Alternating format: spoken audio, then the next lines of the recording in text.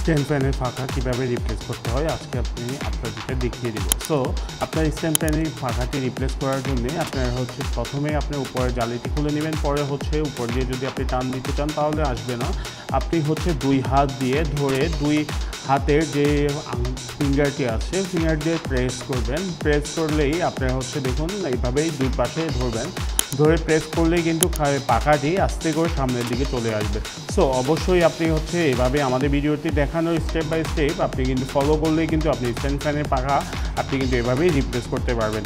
So আমাদের ভিডিওটি যদি ভালো লাগে আমাদের চ্যানেলটি সাবস্ক্রাইব করে আমাদের সাথেই থাকুন। যদি আবার আপনি পরবর্তীতে লাগাতে চান তাহলে আমাদের যে স্ট্যান্ড ফ্যানের যে মোটরের যে কয়েলের একটি স্টেপটা সাইড থাকে আপনি ওইভাবেই কিন্তু আবার রিটার্ন লাগিয়ে নেবেন।